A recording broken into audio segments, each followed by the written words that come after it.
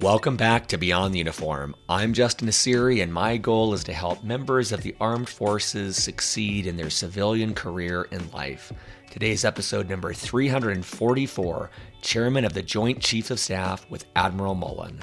But I can remember being interviewed by Jim Miklaszewski. I was doing an all hands in Afghanistan, I think, as the government was about to shut down. And part of that government shutdown, one of the troops asked me, are we going to get paid if the government shuts down? This is in Afghanistan. I think it was Afghanistan. Miklaszewski's filming all this, and the answer was, I'm not sure if you're going to get paid. Well, Harry Reid, who was a Senate Majority Leader, got that clip, and Miklaszewski put it on the news. Harry Reid got that clip very quickly, used it on the floor of the Senate to make sure, basically, that whatever the outcome was, they were going to get paid. So using that, and that was part of making sure that the young ones who were carrying the burden were being taken care of as best I could. When I was in the Navy, I'm not sure how much I respected admirals. Sure, I feared them. I got that instilled in me at the Naval Academy, but I think I was caught up in this mindset of it's inevitable that I get promoted from O1 to O2 and from O2 to O3, so it can't be that hard to make it to flag rank. Well, in the 10 years since I left the Navy, my respect for senior officers and flag rank officers has grown exponentially. I've seen how difficult it can be to reach the top of any organization, civilian, government, or military, and I admired the determination, talent, and intelligence required to achieve these pinnacle leadership echelons. Well, today's interview only served to reinforce that respect. Admiral Mullen served as chairman of the Joint Cheifs of Staff under both President Bush and President Obama. I was fascinated to hear what it was like to work at this level and a lot of the principles of leadership that helped Admiral Mullen achieve success. We also talked about leadership of the Beyond the Uniform audience, how we as leaders can look out for the men and women who served with us, and how we can pay forward the benefits we've experienced in our careers.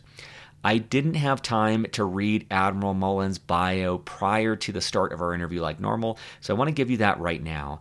He is a retired United States Admiral who served as the 17th Chairman of the Joint Chiefs of Staff to both President Bush and President Obama. Previously, he served as the Navy's 28th Chief of Naval Operations and was only the third officer in the Navy's history to be appointed to 4 different 4-star assignments. That is Commander of U.S. Naval Forces Europe, Commander Allied Joint Force Command, Naples, and the 32nd Vice Chief of Naval Operations. He retired from the Navy after over 42 years of service. Fast Company has called Admiral Mullen, quote, not just a new model for military officers and a new kind of business titan, but also a case study in 21st century leadership. Since retiring from the Navy, Admiral Mullen has joined the boards of General Motors, Sprint, and the Bloomberg Family Foundation. He teaches at the Woodrow Wilson School of International and Public Affairs at Princeton University. Actually, correction, he used to teach there and now teaches at the Naval Academy. He is also known for his efforts on behalf of service members, veterans, and their families. He is renowned for his role in dismantling the Don't Ask, Don't Tell policy and allowing gay service members to serve openly. As always, at beyondtheuniform.org, you'll find show notes with links to everything we discuss. You'll find over 340 other episodes just like this one, all for free. You'll find both live and on-demand webinars that you can attend for free. And you'll also find a link to leave a positive review on iTunes. And special thanks to all of you who have done that. Recently, Katie Marie wrote, great resource and a great host who truly cares about the military community and helping them in their civilian career. Keep it up, BTU. Thank you, Katie, and all of you who have left reviews on iTunes. So with that, let's dive in to my conversation with Admiral Mullen. Dive.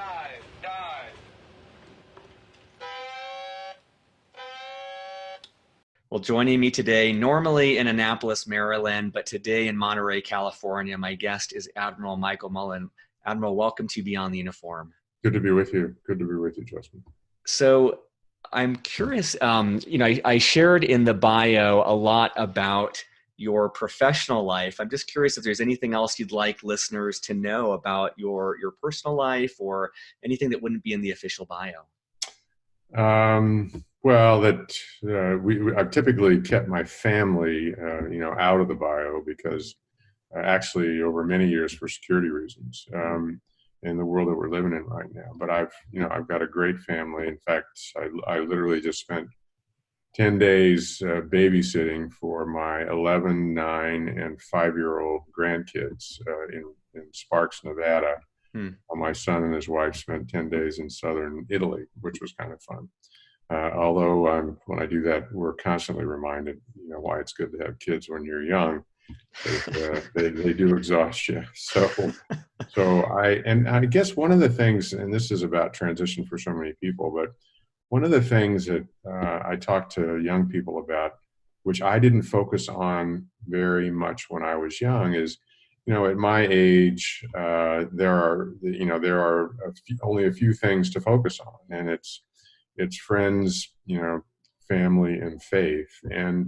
And when you get to this point in your life, if you're starting that at this point, it's a pretty tough place to start. And I've seen people try to do that. So then all that we do, keeping that in mind, that long term, if those are a priority for you, you have to tend to those throughout our life. And oftentimes in our professional lives, those get short shrift because of the consumption of succeeding in what we do professionally. So maybe I'd start with that note of caution as someone who's been very blessed with a great family, with great faith, and a great group of friends that I've never let go, even over the course of my career. And tending to that over time, I think, is really, really important. I love that sense of using faith, family, and friends as this North Star throughout decades of a career. And it just makes me wonder, I mean, I can't imagine a busier career. You have filled so much in your military career and so much in your career since the military. What advice do you have for listeners about, amidst all the busyness of trying to establish oneself in their career, how do you maintain that continuity of keeping friends, family, and faith still a foundational element amidst that? Well, when I transitioned, and I recognize I was at a different level, I understand all that.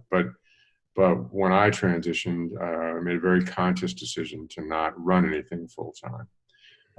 Because I'd done that, and I wasn't, and in ways had shortchanged my family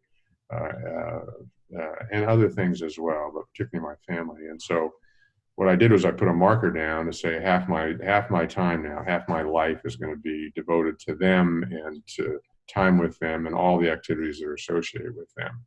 And I've got 2 kids and 5 grandkids, and so we've done that. And I couldn't do that if I was running something full time, because most of us, when you jump in, it becomes 24/7, 365. That's how we're trained.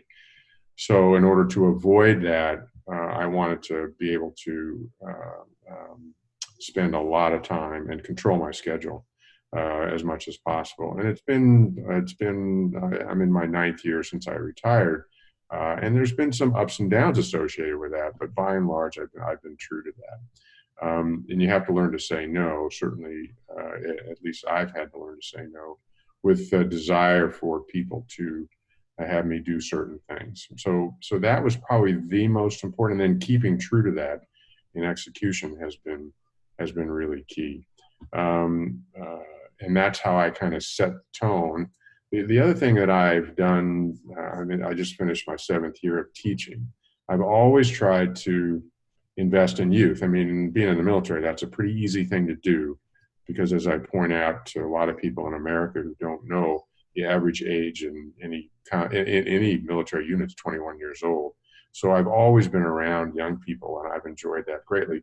So part of doing that now is I teach. I taught for 6 years at Princeton in the Wilson School, and taught a course on international in the international school that tried to focus on the balance between the U.S. military power and diplomatic power, with the underlying thesis being we've used the military a little too much. Could we put the rest of our government to work, if you will, And now I went through in a leadership position. I went through the wars in Iraq and Afghanistan, and obviously a tremendous focus on terrorism as well. But what I really want to do is teach leadership, and so I just finished last fall teaching leadership at the Naval Academy to firsties, to seniors, and it's a seminar, and it's the most enjoyable part of my life, quite frankly, outside my family, is focusing on teaching, and then teaching in leadership last fall. And the Naval Academy is, more than just about any other institution, provided me a foundation for the rest of my life. I mean, that along with, where I grew up as a kid, my church, et cetera. So I want to be able to give back there.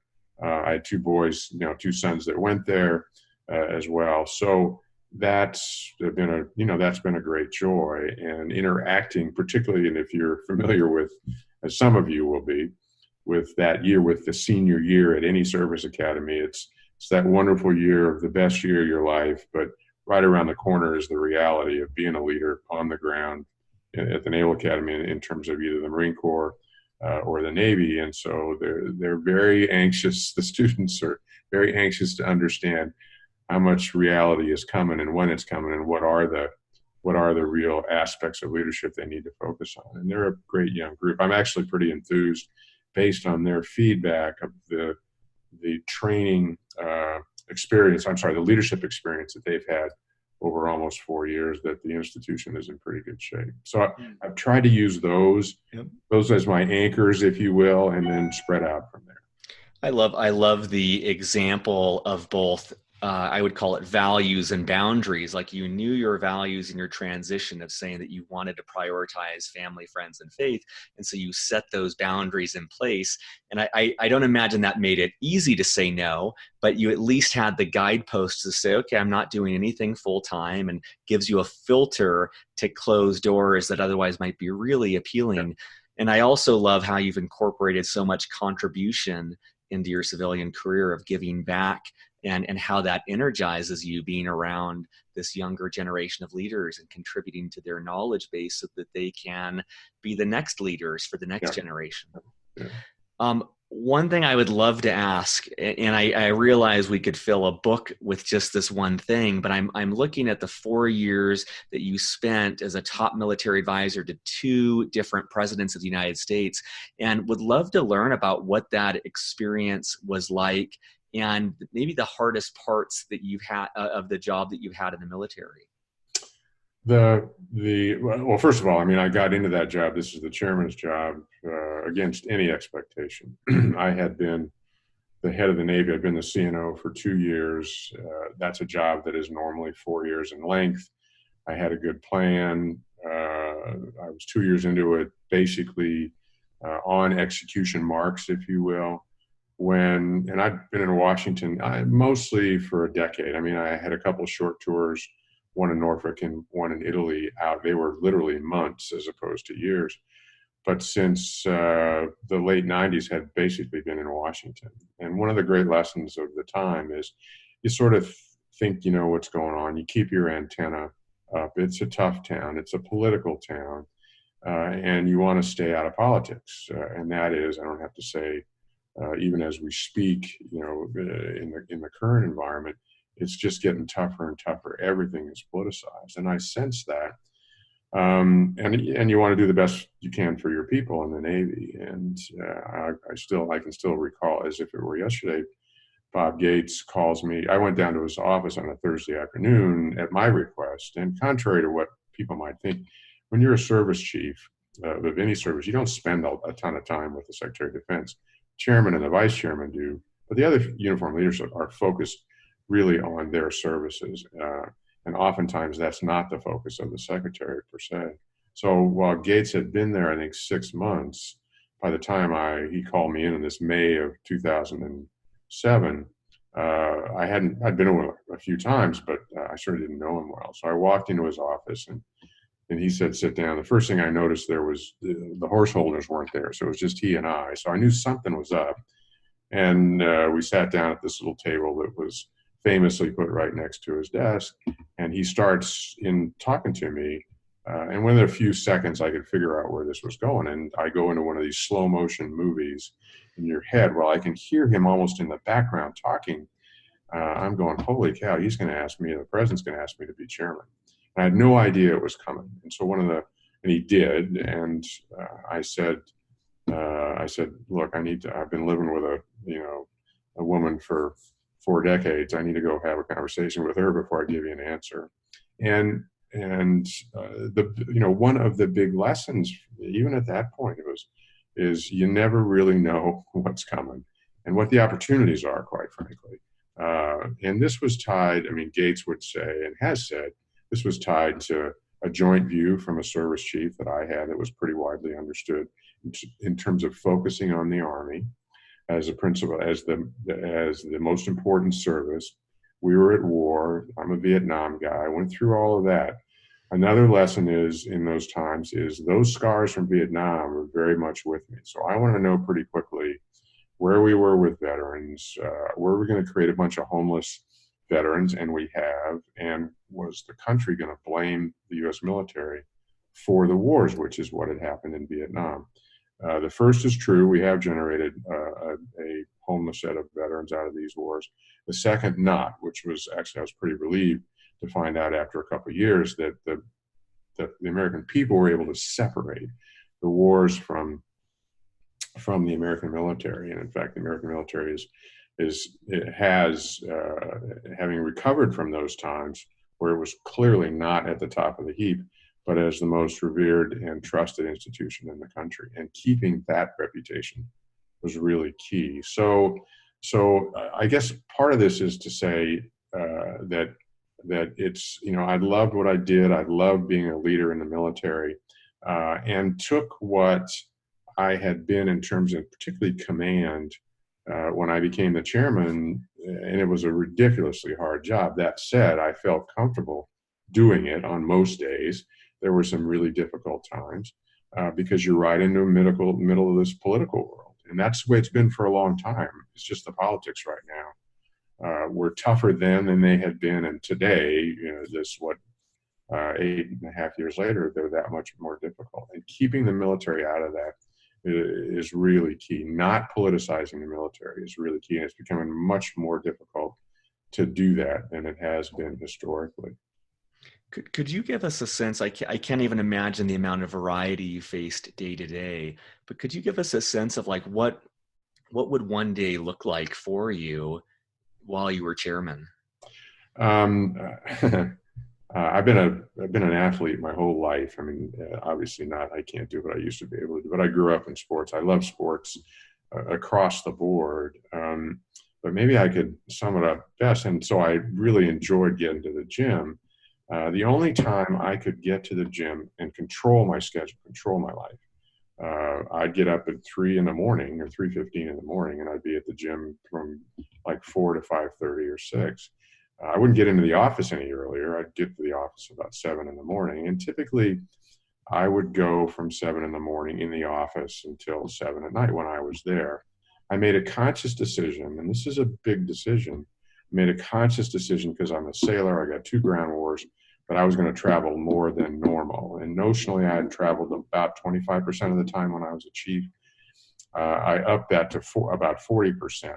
And I needed to learn mostly the Army because they were at the center of these wars. And those are the kids that I was losing and the ones that were being wounded. And I wanted to understand the impact of my decisions, and was I giving them as a leader everything they needed to put themselves in harm's way, and possibly, and many did, lose their lives or have their lives altered forever. So I spent a lot of time on the ground in both Iraq and Afghanistan trying to understand that, taking the risk of being out of town. And I think anybody in the military knows the risk is if you're not at a meeting, you usually get elected, or you usually don't get to vote, or you usually miss. So that's true at a very high level as well. But when I was in DC, it's funny, I was just talking to one of the service chiefs the other day. Your life is consumed as a service chief, and you think you don't have control of your schedule. having been both a service chief in the Navy as well as chairman, when I became chairman, I had no control of my schedule, principally because of what Secretary of Defense, because I was working directly for him, and also the White House. I relieved a guy named Pete Pace, and I had known Pete. In fact, when I was a second-class midshipman, Pete was a firstie living across the hall. So I'd known Pete my whole life. My roommate actually dated his wife before he ever met her, and been close to Pete. And Pete said that in the 6 years that he was there, he literally, working for Rumsfeld, he literally didn't execute his planned schedule on any single day. And I think that pretty well sums up the schedule shakeup. And so it's what I brought, in other words, and it's a combination of issues that I brought to my desk that I needed to understand better. It's a great staff. It's roughly 1,300 people. Joint staff was the best staff I was ever associated with. But it's also responding to Gates, to the Secretary of Defense. And I worked for both him and Panetta, as well as two presidents. And when I got to the job in in 07, we're in the middle of the surge. It hasn't gone well for Bush. The whole administration, it's all about the Iraq War and about throwing the Hail Mary that turned out to be a success in the surge in Iraq. And they were, I would argue, the last 18 months running out of gas. Obama comes in, it's hope and change. It's a brand new administration with nothing but great ideas. And then their reality starts to sink in over time. But it's just dealing with two totally different environments. And as a military leader, you just, the day the new president comes in, you just move your loyalties completely from the old one to the new one, and you execute based on the decisions that the president's going to make. So it was quite a challenge. It was a different place because you can't get ready for a political environment. It's a new place to work. It's something that you have to understand and then keep the military out of the politics of it. And I had been on the Hill a lot as a senior officer, starting about the time I was a one-star. So I had good relationships on both sides of the aisle with principals and with key staffers. And that turned out to be something that worked very well for me, when I became chairman as well. So those are some of the thoughts. They were long days. I wasn't the only one. But again, it was a great privilege. And of course, I was driven by two main principles. One is my best advice to the president, the Secretary of Defense. And the other was to make sure that the 2 million men and women who are out there in the Guard and Reserve, on the active duty Guard and Reserve, had somebody at the top that understood what their concerns were, that understood what their needs were, and that actually would take that into consideration, integrate those things into the decision space, which is what I did as their leader. We recently had Jocko Willink and Leif Babin on, and I appreciate how you're embodying this principle of extreme ownership. And 40% travel is pretty unbelievable, that pace of travel, but the commitment to interacting with the men and women who your decisions were affecting, and really bringing that to home is incredible to think of, just amidst all of the chaos in Washington, having the time or making the time and the priority to go out and see these people, I think is really incredible. And I just appreciate your explanation there, because the level of nuance of leadership there, it seems like it's different than really anything that you do up until that point. Like the level of politics and the level of navigating it seems like almost like a completely new skill set, apart from everything that had made you successful in the military and leading men and women in the armed forces. Well, one of the things that when you grow up on a ship, you're out and about. I mean, it's really hard not to be with the troops. There are those who actually figure that out, but they're few and far between. So as a young officer, I'm quote unquote on the ground with my troops every single day. And what I learned over the course of my career is the value of that in terms of understanding, what makes them tick, what drives them. And actually, it's still, even at the 4-star level, it's still pretty basic stuff. If you figure out a way to give them, this is broadly, give them leave, put them in a position to succeed, give them the resources that they need to do that, take care of their families, they will literally die for you. That's not a long list. There, obviously, that extends more significantly at a very senior level. The challenge, and I understood this actually, but the challenge and the big nuance is, how do you get them to talk to you?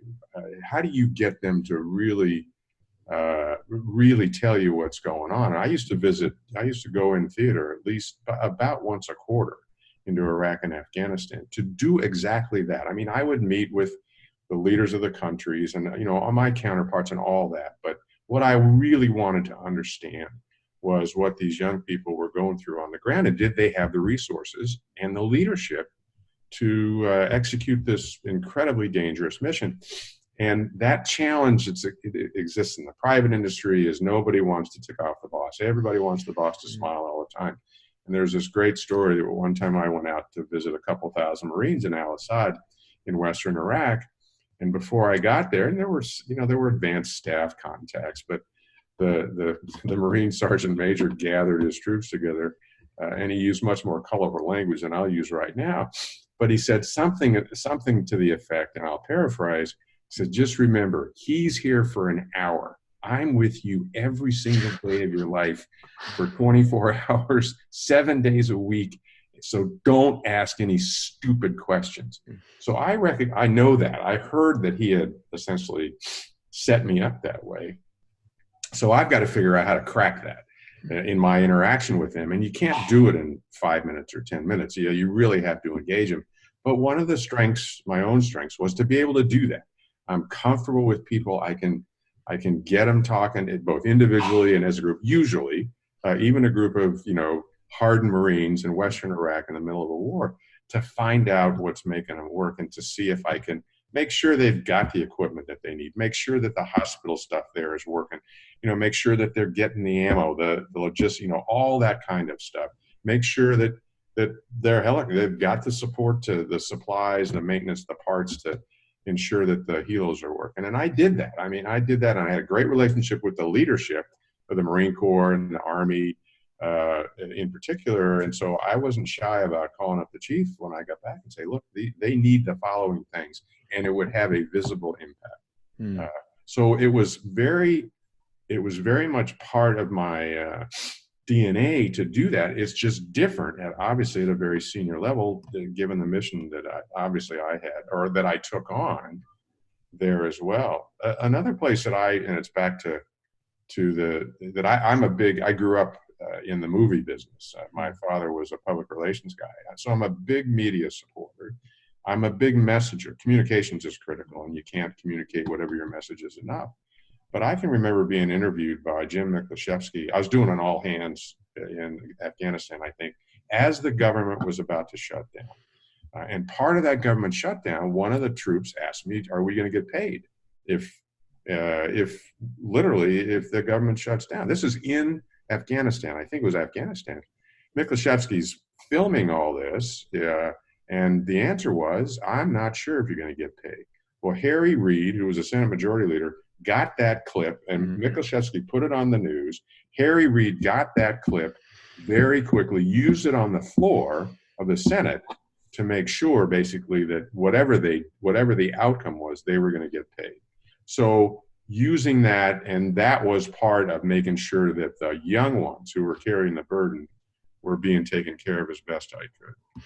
This plays really well into what you and I were discussing right before we started the recording, and it kind of shifted my thinking in that, as best we know, the bulk of our audience for Beyond the Uniform is 02 to 06 range in rank, and those are the people who are, still have a lot of work to find their ideal career, and in the grand scheme of things are probably better set up to succeed. And a lot of the people, let's say in the E5 range, that's where we might see people struggling, or they might not have as much support. And one of the things that started to shift my thinking is just this thought of, for our listener base, who's that officer corps, yes, we want to provide resources to them, and we want to be able to have this conversation about how are we supporting our people? How are we, as you've exemplified, if you're in the military and listening to this, how are you looking out for yourself and for your more junior enlisted personnel that also have this transition? And I'm just curious if you have any advice or any thoughts for listeners about not just for their own transition, but how can they support the men and women who prop them up to succeed? That's a great question. And alluding to, as you did early in this segment about what we're talking about before, is as I've been now in the veteran space since I took over as chairman in 2007. And I didn't know much about the veteran space. None of us do. The only thing we do on active duty is generate veterans, but we don't pay much attention to what happens in the veteran space. And because particularly for the wounded, I was young ones that were badly wounded were being transitioned through this arcane disability system to the VA. And I didn't know much about the VA. So I started to spend a fair amount of time trying to understand what the VA provided, just as an example. And then that's expanded into other things. It's the education piece for which I give my classmate Jim Webb, all the credit in the world, because he horsed the current VA, the education benefit bill through the Congress and got it passed in record time. And it's a very substantial bill that I think will pay dividends for the country that are hard to imagine, not unlike the same kind of bill did in World War II, after World War II. The medical benefits I wanted to understand. But in time, what I've learned is how difficult transition is. It's just hard, and it's made that much more difficult because of the wars. For those who've actually been in combat and the impact that that's had in a few cases, not in the vast majority of cases, it hasn't been significant in terms of being able to continue to be as productive or more productive than you've ever been. So what I've focused on, a great part of my time in retirement has been focused on this idea of transition and how do you do that. And not to make the officer corps feel badly, but I've never been overly concerned that officers are going to be anything but okay. They're going to land on their feet. Typically, the officer corps has got a bachelor's and a master's. They've been in leadership positions where they've developed skills that will transition into just about every part of the workplace. And it also obviously depends on what the need is. So I haven't focused as much on officer transition, although I certainly would say that it is challenging. One of the things I've learned is in companies that are trying to hire veterans, they need veterans on the inside. They need somebody that can speak the language. There's not a natural way to understand the skills you have as a leader or as a technician that you develop in the military, and how that naturally transitions into the workplace, whatever it is. And so that is really key. I've also learned that we are who we are as former military. We show up on time, we're loyal, dedicated, we're good teammates. We like leadership, we like challenges, we perform well under pressure, all those things. But you got to get into a place where those characteristics can be observed. So, for instance, I've watched the transition at General Motors. I was on the board for a number of years. And when I talk to the former military who are serving there, they talk about the sameness of what they are experiencing there once they're in. So what I encourage companies to do is help these individuals, these men and women, through transition. Just get them to a point where they understand your organization, then let them go, because they're going to prove, and they have analytically, they're going to prove a tremendous benefit to the bottom line. And then for the officer side in particular, again, my priority has been sort of in the center mass, which is E5s, E6s who are transitioning. I actually went up to a big company in Silicon Valley at the request of a young officer that I knew a few years ago to talk to their group military vets who were serving in the company, and it was probably 20 or 30 of them. I had them in a room, and at some point in time, and this is a highly technical company, at some point in time in the conversation, I turned to them and I said, so, because there weren't any enlisted in the room, former enlisted in the room. I said, so where are the enlisted? Where are those men and women who actually put you in a position to succeed because of their technical and mechanical and their leadership expertise? I don't see any of them here. And the quiet in the room was deafening. And they were almost embarrassed. And a couple of them came up to me afterwards telling me how embarrassed they were that they hadn't thought through, because we know how good and skilled those enlisted men and women are and how important they are to our success. So hopefully an officer who is a former officer who is in these organizations will think back to the handful of people that made them great when they were serving on active duty, and pull some of those individuals in that they know are great into their company or their organization, because once they're there, they're going to make that organization, the former enlisted men and women will make that organization great as well. But that has to be an active outreach. That will not happen naturally. This is true for former officers and enlisted. The biggest strength you have, you've got the professional skills, all of that. The biggest strength you have that sometimes is underutilized in looking for where you're going to land is your network. And people need to know you're out there. People need to meet you, and depending on that network will eventually help you land in the right place. I love that. One thing that comes to mind for me is that the times in my life when I felt the most lonely or depressed, I'm usually pretty self-centered. I'm thinking about myself. What am I going to do next? What's my job going to be? And the power of what you're talking about is it shifts the focus from, what's my next job? What am I going to do? To like, how can I contribute? How can I help those who have helped me? And for me, when I start thinking like that, it shifts me from this place of victimhood into being very proactive. And it forces me to think bigger. I'm not just playing it small for my next job. It's how can I bring along with me? How can I help others out? And I think that's a beautiful shift in mindset. And it's embarrassing that in 340 of these episodes, I haven't thought about that yet, but I appreciate you surfacing that for everyone listening of this is not just about our own career. This is about supporting our brothers and sisters who were on that journey with us and without whom we wouldn't be where we're at right now. And also recognizing, especially for listeners who, I'll say this for myself, who served as an officer, realizing some of the privilege that we experienced and some of the privilege that we and the advantages that we have. Like, let's not just soak in that. Let's use those to pay it forward and help out others. Yeah.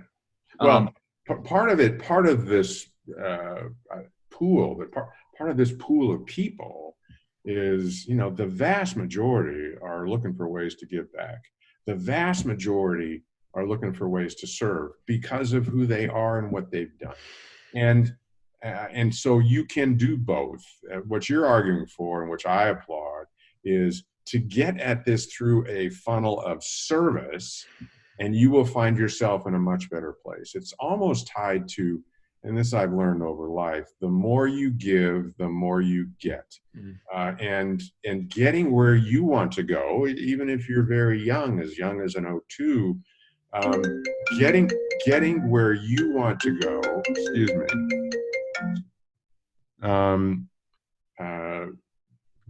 getting where you want to go in that regard can be much richer, much more fulfilling if you're able to do that through people that mean so much to you. Well, Admiral, I appreciate your time. I appreciate all you have done for our country and for the military. I always like to leave 20 seconds just open-ended. Is there anything we didn't talk about that you want to make sure listeners know before we wrap up today? No. I think actually you've and obviously this is tied to your success in this podcast world. You've stimulated and made me think about ways to even do what I'm doing in this space better, and reminded all of us what a precious privilege it is to serve with those people that we've served with over the course of our professional career.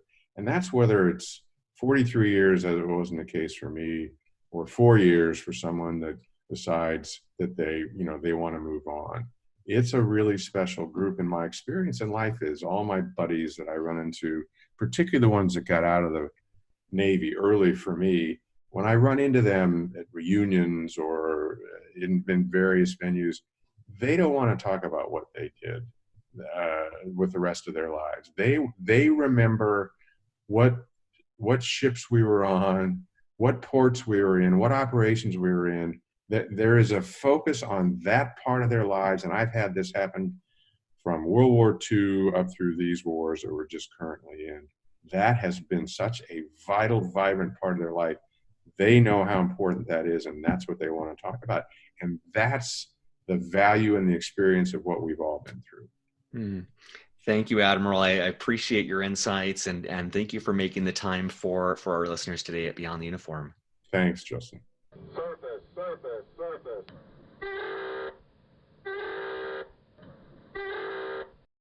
Beyond the Uniform is written and produced by me, Justin Nassiri, with help from our Chief of Staff, Steve Bain, and our editor, Kathleen Dillon. We are an all-volunteer organization and would greatly appreciate your help in any of the following ways.